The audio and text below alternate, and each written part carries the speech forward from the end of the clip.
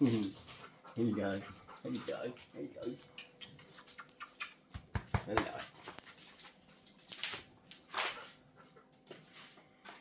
G'day, Aussie Bonsai bloke. Get going.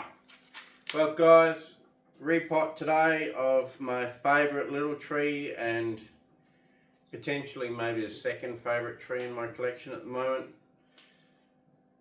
Time for a repot for it. First I want to apologise for last week not putting out a video because I've been doing one a week. You know, that big black hole sucked me in again for a fortnight or so, a week, and yeah, I put on the afterburners and I'm pushing back out, but let's see what happens.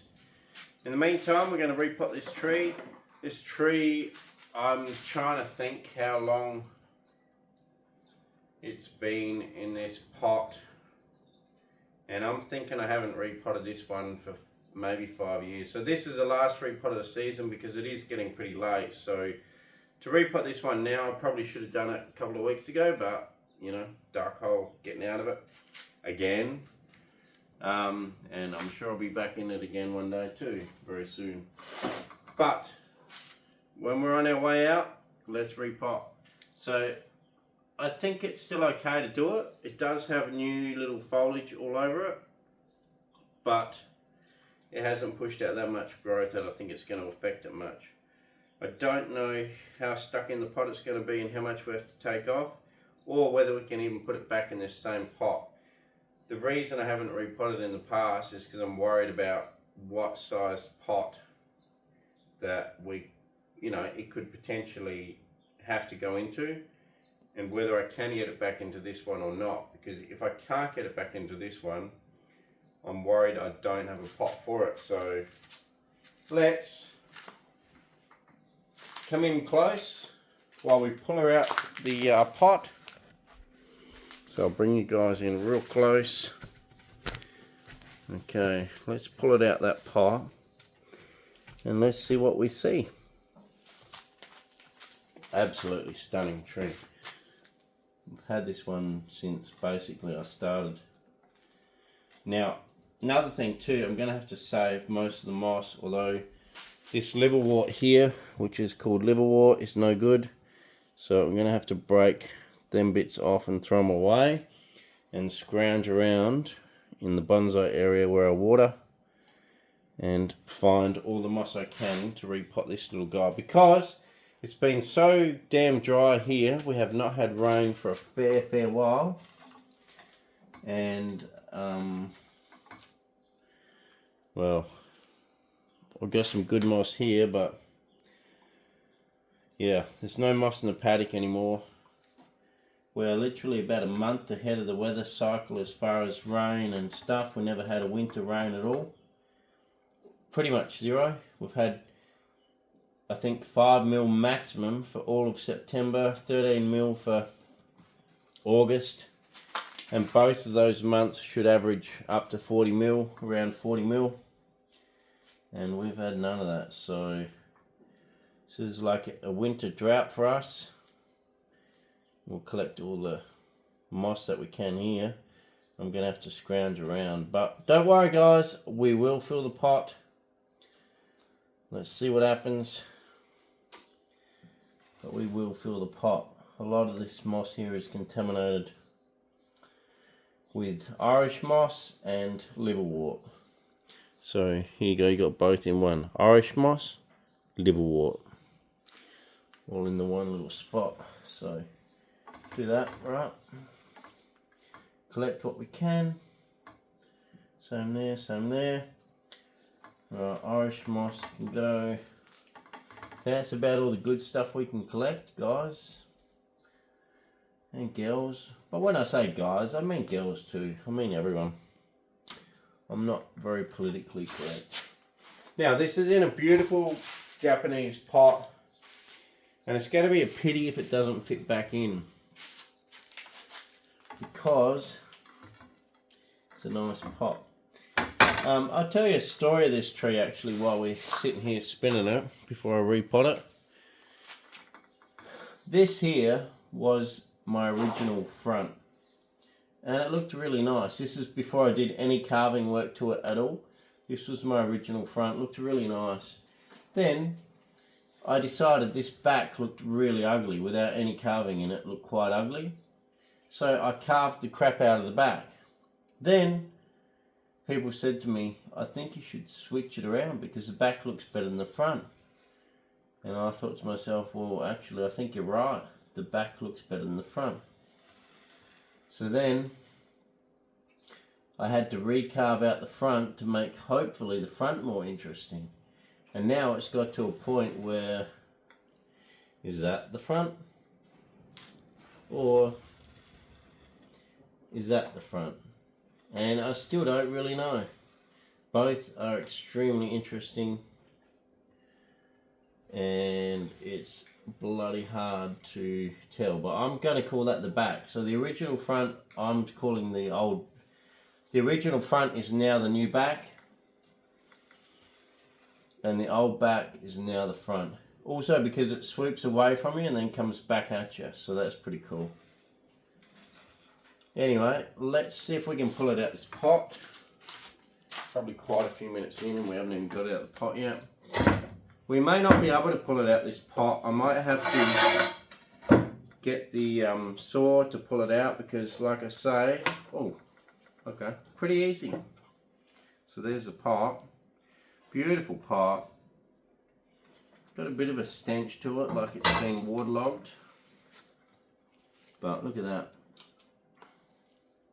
Absolutely tight as tight. I don't know if I can move any of that. I can't even grab the old screen on the bottom. So I think what we might do is we might just cut around the whole edge carefully. Olives don't mind a bit of a haircut on the roots, but you definitely do not want to treat them as bad as when you first collect them. When you first collect them, you can cut them back to nothing.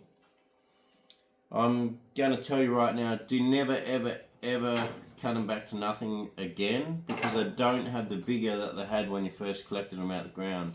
When you first collected them out of the ground, they had a lot of vigor.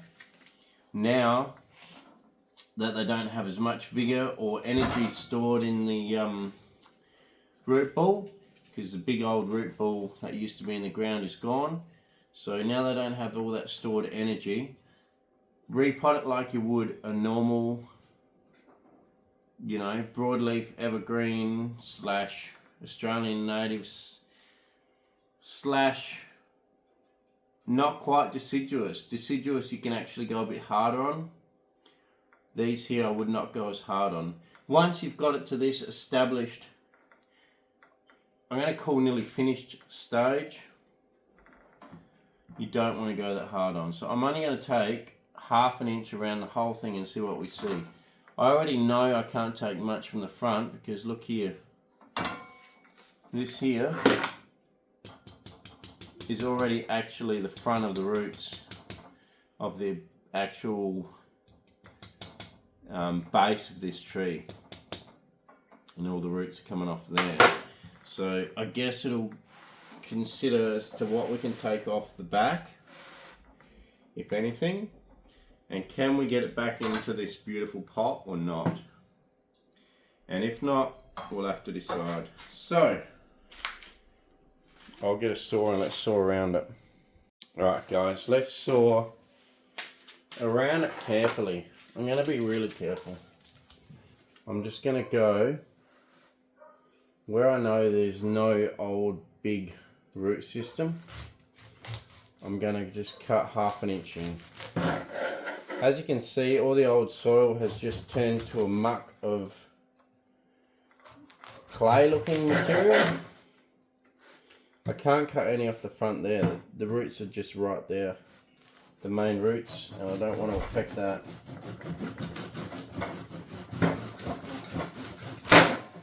Oops, see, I already hit some of that under the surface. There was some old root there.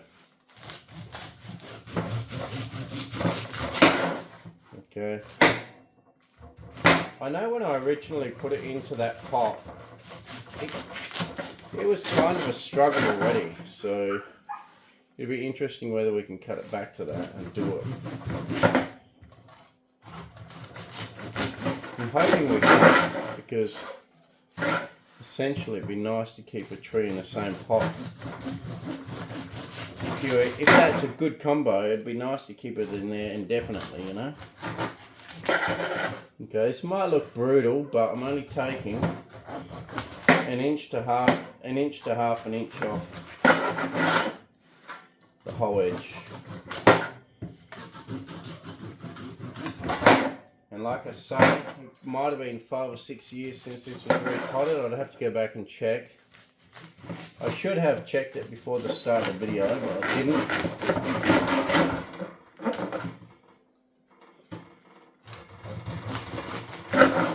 Just be really careful not to cut along the outside beautiful part of this tree with your saw, because you could take a lot of cambium off and bark, and that would take a long time to recover. This thing's already barked up really well, and we don't want to destroy any of that. Shit, I don't know what I've got showing. Well, you can still see it, thank God. Okay.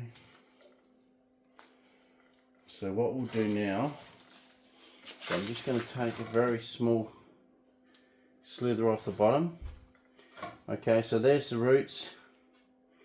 I'm only taking maybe a quarter, just enough to sever the whole bottom.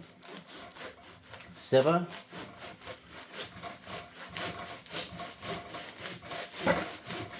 There'll be a bit of shade cloth in here for drainage.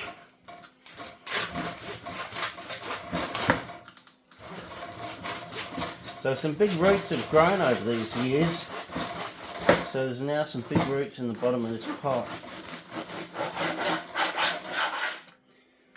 Now, let's just turn it around, have a look. Like I say, I want to do this quite methodically.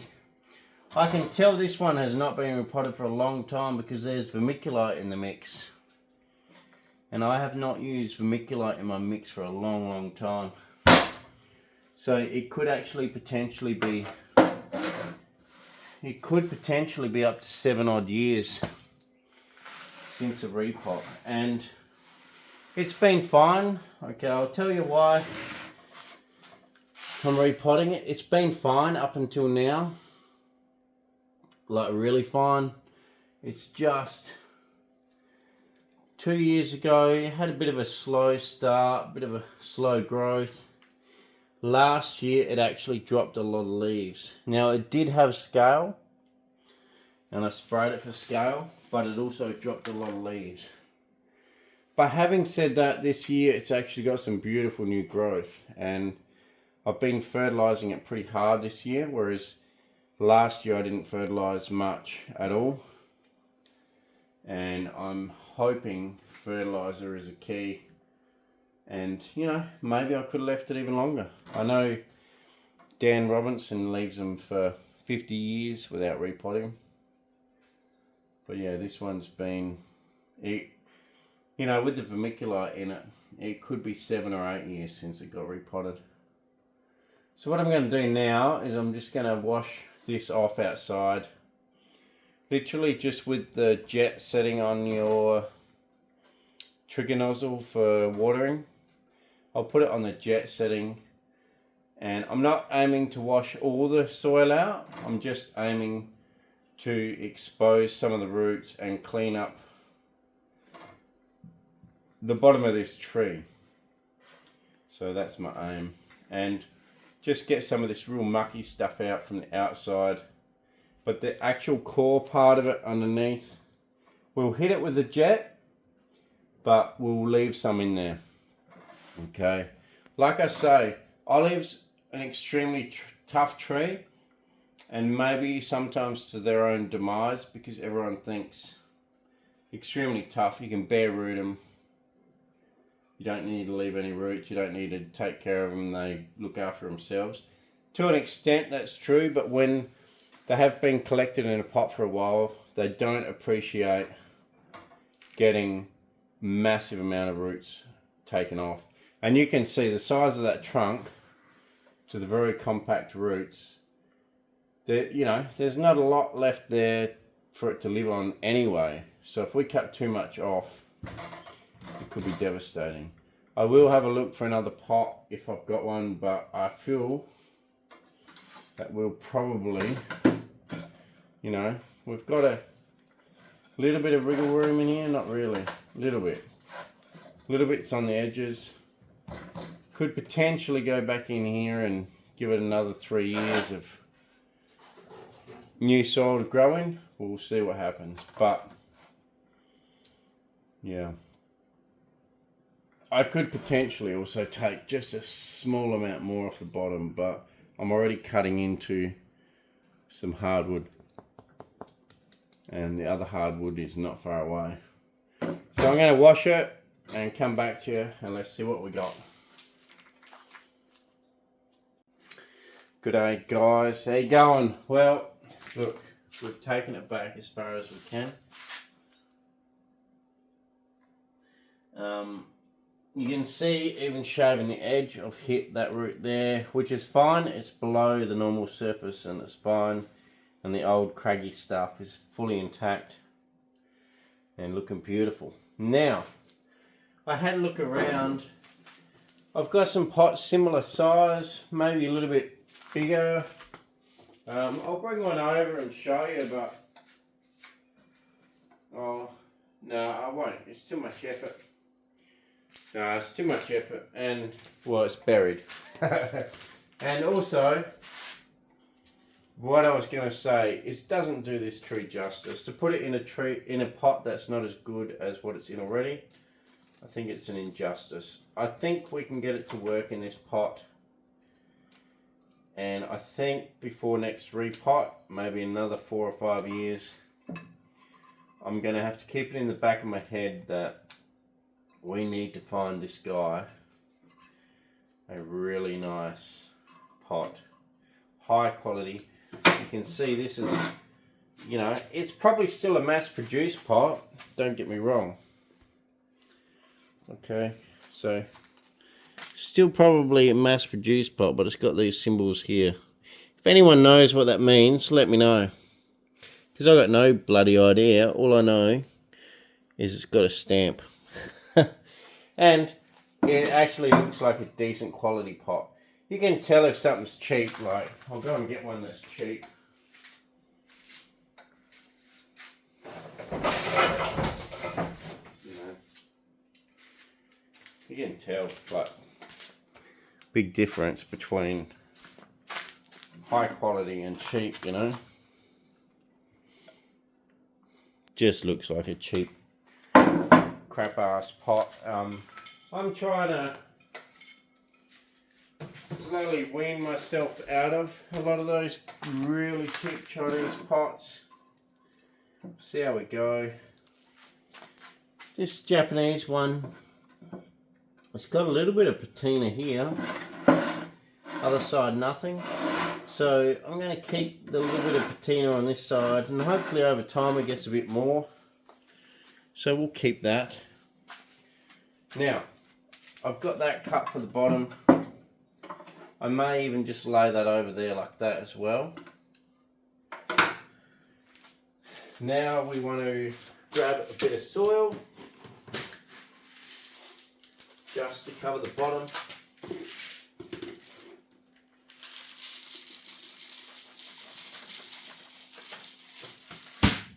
Alright. This is my kitty litter / potting mix, half. I just want to cover the bottom very small amount because I know this tree is going to sit pretty high in this pot anyway, and we are going to struggle to moss it because it's going to be bounding out the pot, you know what I mean? You cannot cut any more off of this. I cut a tiny bit off.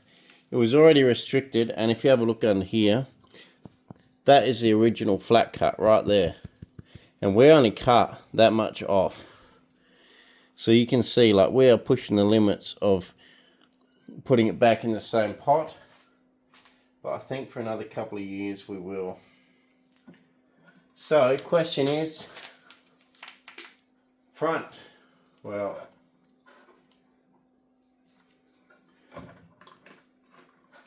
basically, once you put it in the pot, I can only twist it a certain amount that way. I would love it to be more like that, but that's about 3 degrees out on the pot, but I cannot physically push it any further around on the pot. So we have to deal with that. We just have to leave it like that, have this branch further forward, that branch further back, and fill in anything we can. That's how it is. It's how we have to live with it in this pot. So what I'm going to do is I'm going to pull off some of these really top roots here, okay, so that we can expose the main roots pretty well. Okay, you could probably even chop some of these half dead ones off from up here. Okay, I'll show you guys the whole repot, because, you know, it's when someone skips something on a video, you go, okay, I'll make it a bit shorter for you guys, and I'll skip something. Generally, the boring bit that they skip, which is, you know, getting rid of these top roots, something like getting rid of these top roots so that you can only run the soil up to here, is the bit that people don't understand. They're like, okay, so he chucked it in here, had roots up to here, now how did he end up repotting it to here with some moss? I don't understand. Well, what the person's done, they've just come along here, chopped the top roots off. You know, it's not rocket science, but without seeing it, sometimes it can be hard to comprehend how you get that finished product from what was. Now, I've got to be super careful with these scissors. I'm looking for any sign of a rock or anything, because these are actually my good pruning scissors, and I should not be using them on the roots at all. But here we are on the roots. I did wash them, but there are bits of scoria and stuff like that in here, which we don't want to talk about, and hopefully we don't hit. So I'll just go ahead and snip along here. Any high stuff. Now, if you leave a bit of these roots exposed up here, no problem. All it will do is these exposed roots like this, if I don't cut them off, they will just die off on their own anyway. Not a big deal. Okay. Right, so we've got to that point. Now, it looks silly. It's got literally a tiny bit of soil underneath, which is almost inorganic. A lot of bloody kitty litter. Now, we're going to twist it as far that way as we can. And, you know, we've hit the base. There's nothing else we can do unless we took a hacksaw and cut that off. See, we've hit the base, you can hear it. That's it, as far as we can go. And all we can do now is just fill in all the edges best we can. And then when we finish filling in all the edges, I'll be using a stick of some sort. This one will do. Just found that lying around. Edges are pretty good on the sides, gonna get a bit, but front and back not much. Just work it in as much as you can.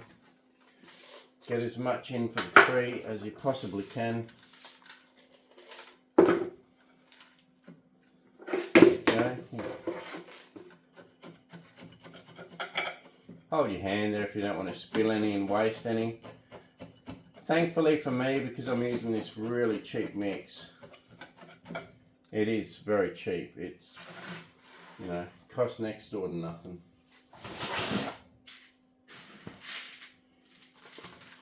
If I lose a bit, I don't really care too much. I just sweep it up on the shed floor and chuck it in the bin. Yeah, I think it was $10. 20, which makes it $20 for 30 litres of this stuff, which is pretty damn good. As you can see, I've got a lot of kitty litter. The mix actually has quite a lot of kitty litter. I do wonder whether some of the potting mix has settled, but no, I think it's just 50-50, that's how we are. And what we're going to do, we're just going to keep chucking it in like this, work it in all the little holes and crevices best we can. And remember too, olives don't mind if they dry out a little bit. Obviously don't go crazy on letting them dry out, because you'll definitely see all the leaves fall off.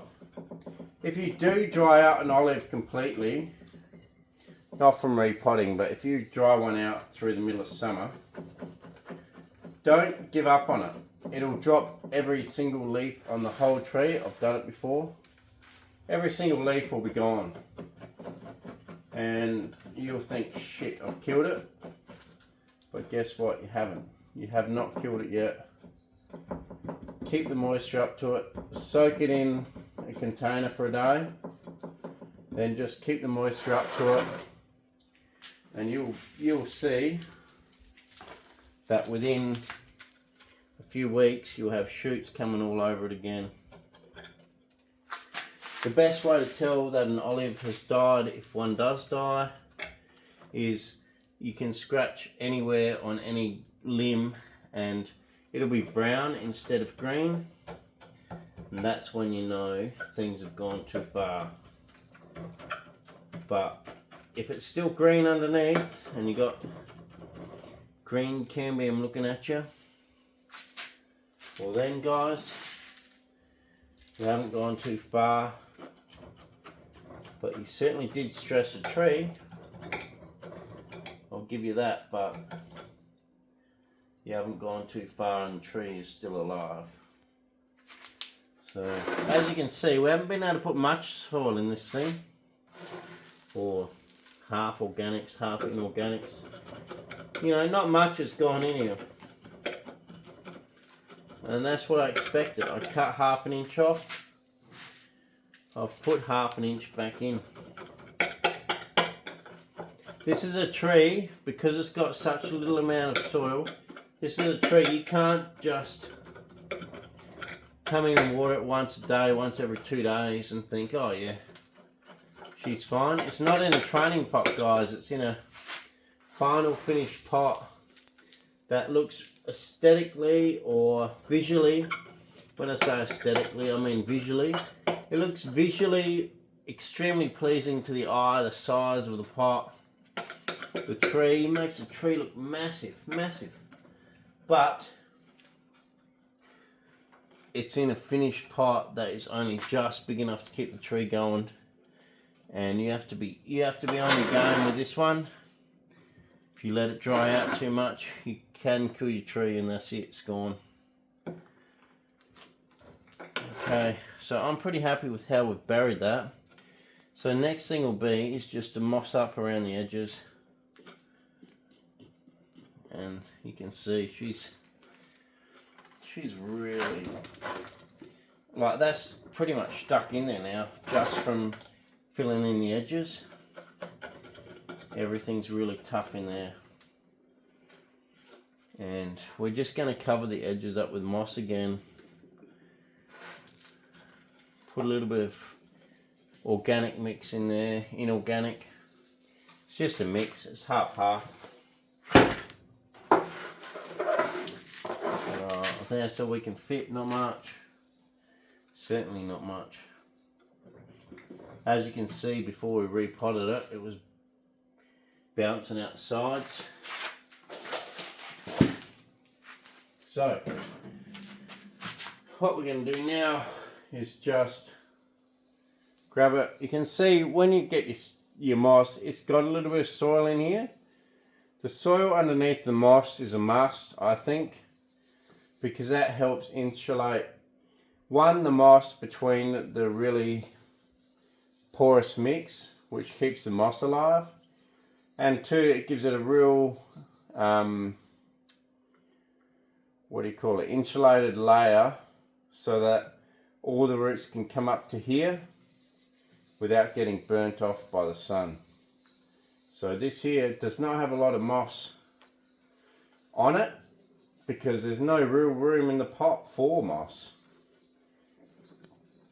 But where we do have moss like that, all of a sudden you can see that looked way too far out the pot and ugly, and now just with that one piece of moss you got a nice transition between the base and straight to the pot, and it doesn't look too far out the pot. Over here it looks too far out the pot, over here it doesn't, and the reason for that is the moss. Moss can disguise a lot of things as well. So we'll put moss in that hole, put it right in the hole, make it look really cool. Put some moss around the front here, you know, where we're struggling with that big base sticking out at you, straight in your eye. Sweep a bit of stuff away, a bit of debris.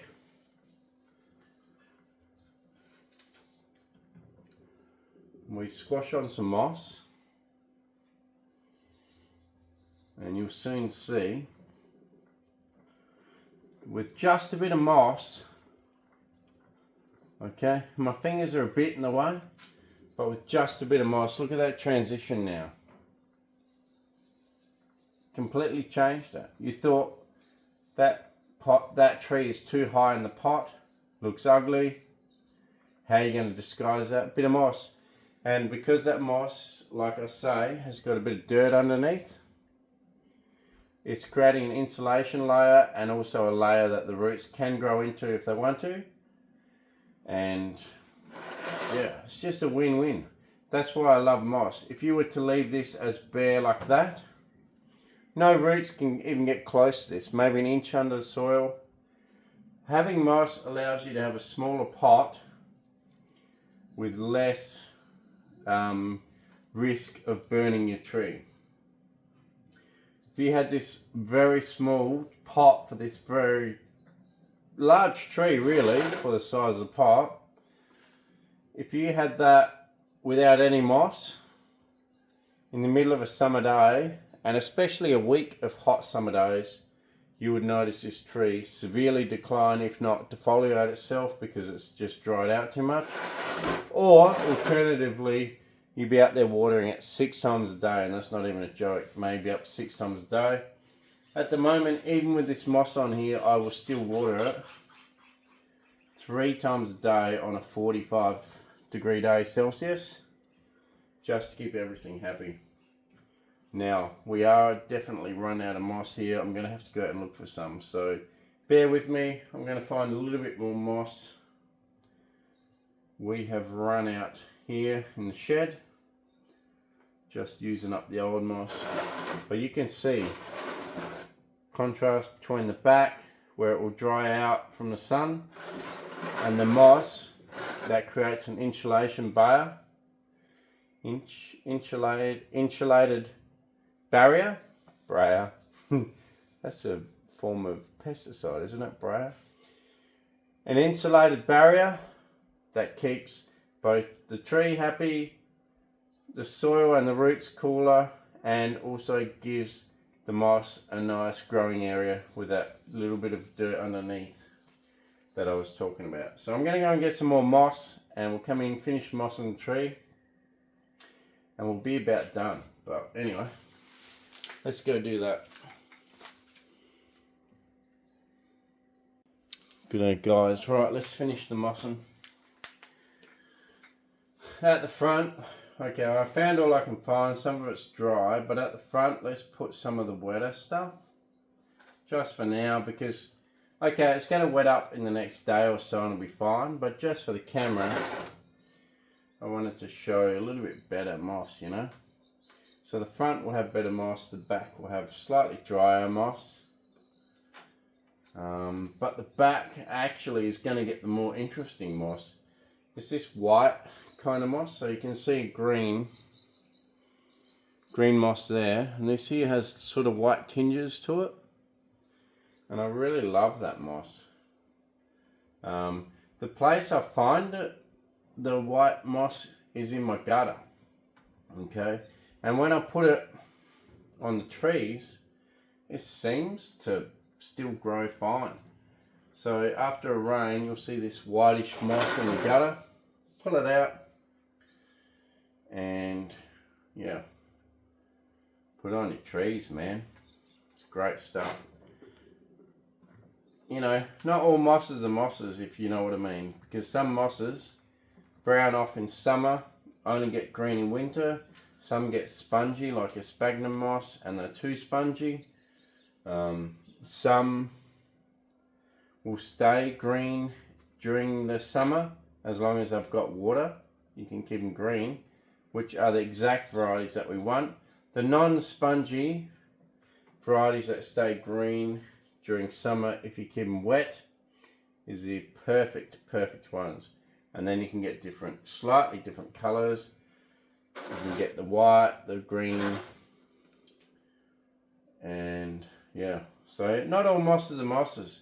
Search around, find one that you really like. If you find one that you love and it does well on your trees, maybe try to get bits of it, crunch it up in a flat pot, saucer, whatever, and try and cultivate it.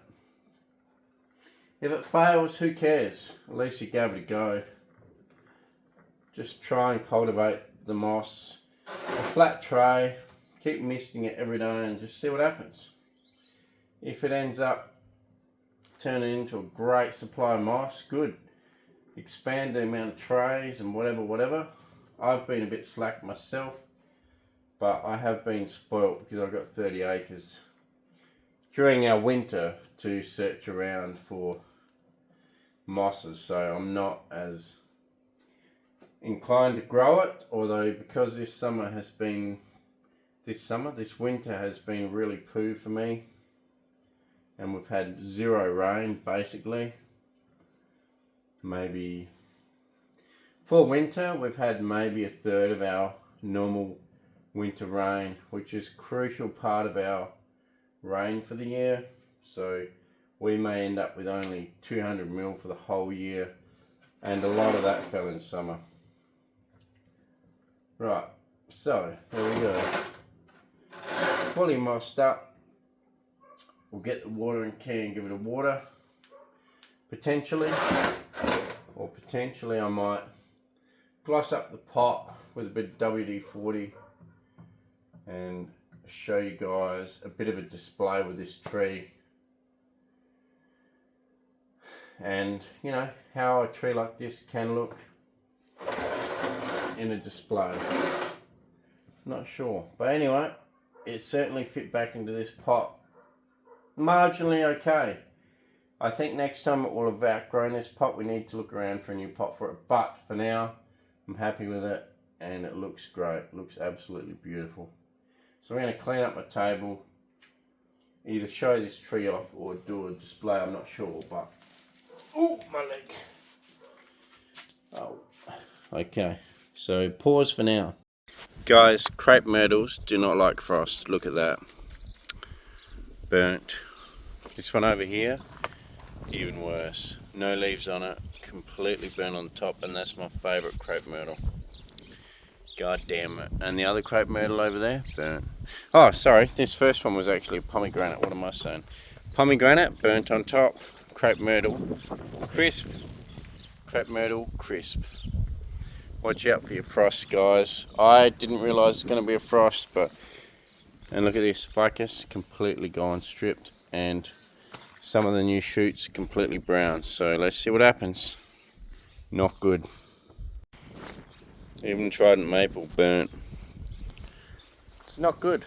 It was the worstest or the best frost, whichever way you want to say it, that I think we've ever had here at that time of year. Normally, even if the ground frosts up, these trees don't really get affected, apart from bottle brush. Oh, also lily pilly, burnt to crisp. Look at that. Look at that, just burnt. That one there got burnt a little bit on the flowers. Bottle brush, bugger. And another bad one is this really cool bottle brush in the mallee style. Look at this. Look at this. Crispy leaves. All burnt off in the frost. Watch out for your frost, guys. It's not good. Alright guys, so you've got your display organised, or you're just having some friends around. Put a bit of this WD-40 on a rag. Just wipe it around the areas that people are going to see on the feet of the pot. Okay, feed the pot a bit hard right now where I am, but you know, don't touch the moss with it, don't touch the tree with it, and everything's fine. When you water the tree, that water goes inside the tree. What's on the outside here as far as the WD-40 won't affect it at all, but what it will do is it'll make, ooh, knocked off a bit of fresh moss. Knocked off a bit of fresh moss. Anyway, you know, glad I got that spasm out. Right, now we'll just keep going. It's not going to be a perfect job because it's not actually going in a show that I know of. Although it could. Right, so there you go. Pretty much done. You can wipe your bit of wood as well. Make the wood pot with a bit of WD-40. You know, give it a good spray. Doesn't matter. Make it look darker and nicer. And then spin it where you like it, move it where you like it. If you like it back there, well, and there's a bit of uncovered pot over there, uncovered slab over there without some WD-40, give it a bit of WD-40. And it just brings out the colour. You can see. And then you can move this in here. If you think the tree leans that way, you can put it on this side. If you think it leans that way, you can put it on this side. I feel like on this side it looks a bit weird because you've got this low branch down here with that. So I actually feel like counteracting it on that side is good.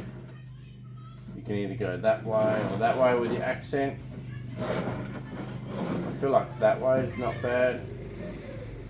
And you can even, if you want to, WD-40 your stone. You know, make it shine. Make it shine enough. And don't worry, as you water, it's not going to affect it. Right, there you go. So, I've obviously left it on this spinning thing just so I can show you the whole tree now that it's finished. So, I'll give you guys a look. I mean, looking at that display now, there's maybe not enough separation. You put that out there, or you could put it way over there, which actually doesn't look bad. So we can put that way over there, that over there, tree to that side, that like that. It's actually not bad. Okay, that side or that side, let me know, because if I do show this tree, no, not that side, definitely not. It has to be that side. Alright, well, anyway, I hope you really enjoyed this video, guys. Sorry that I got, you know, sucked back into the black hole and missed a video, but let's hope I can keep a constant amount of videos going. That's my plan. Give you guys a good spin of this tree. One of my favourite trees, bought from the Adelaide Bonsai show one year, a lot of years ago, probably 14 years, 13 years ago. I believe it was a Matthew Sharp tree, which is now the president of the South Australian Bonsai Society, and I believe he was the one that sold it. I bought this here for 35 bucks. When I bought it, it had nothing. I chopped the whole top off to there. Chopped the whole top off, regrew any branch that came out. The bark has grown since. I carved out the hollows, and yeah, and that's how it ended up, how it is. Now I'm going to leave it in here tonight because apparently maybe another frost tonight. There you go. Cheers. Thanks for watching Aussie Bonsai Bloke. Like, share, subscribe if you want to. If you don't, that's fine. And I'll maybe see you in the next video if you enjoyed this one. So cheers guys, and keep doing what you're doing. Just, you know, have fun with your life, have fun with your bonsai, because we only have one. Cheers, and I'll catch you later.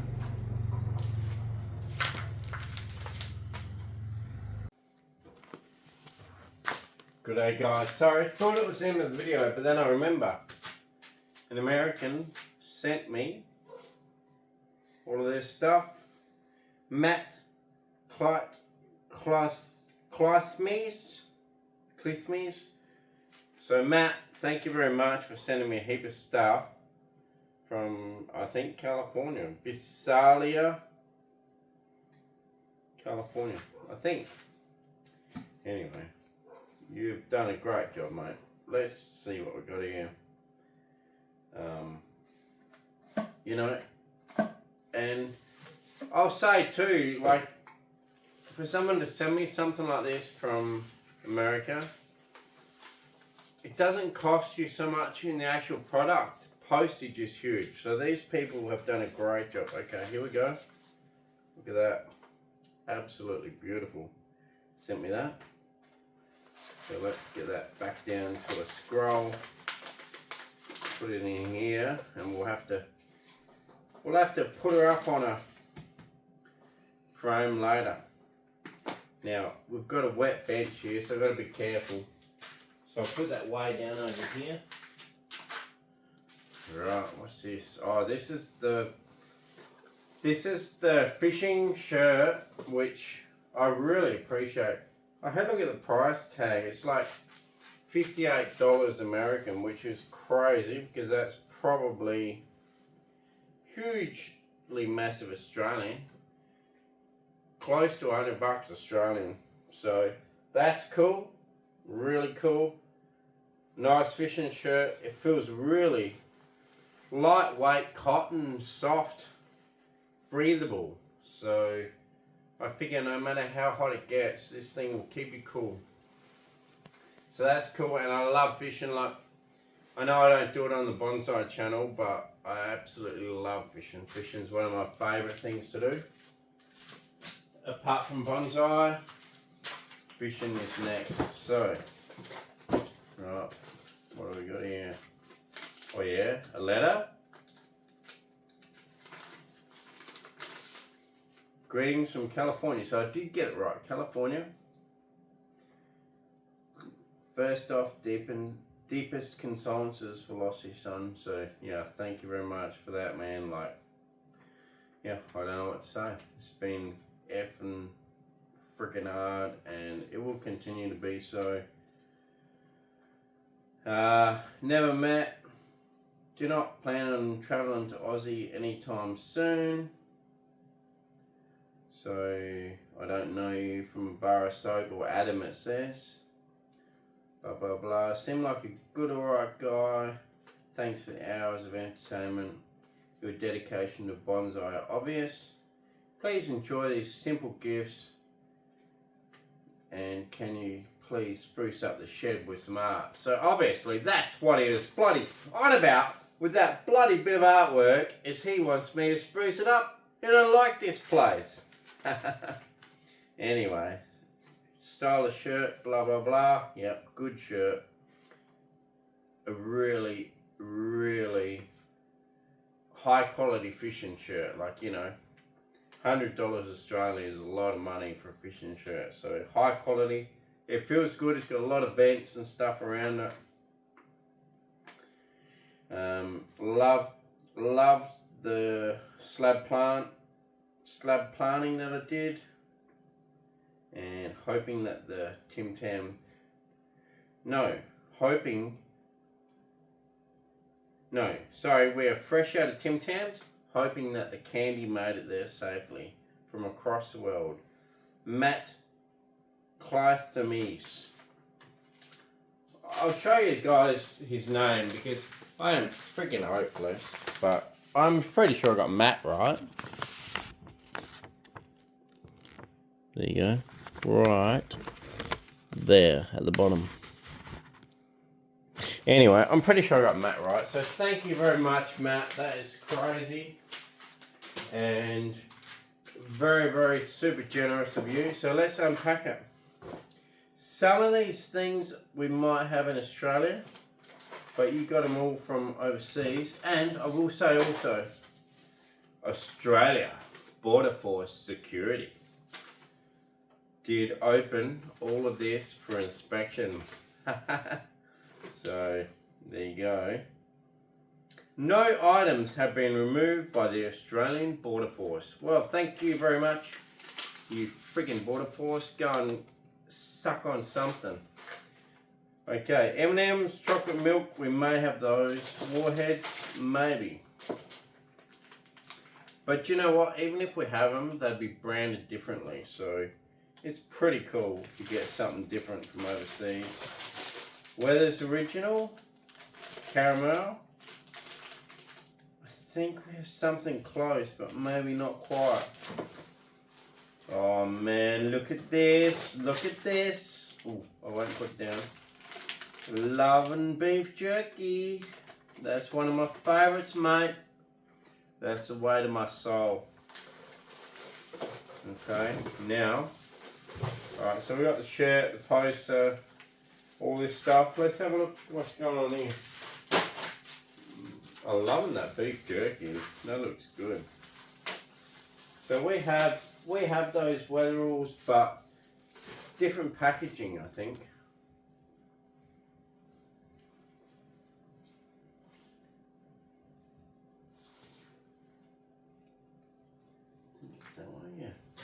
Alright, so here's a little, I don't know, a poster, flag, something like that we could put up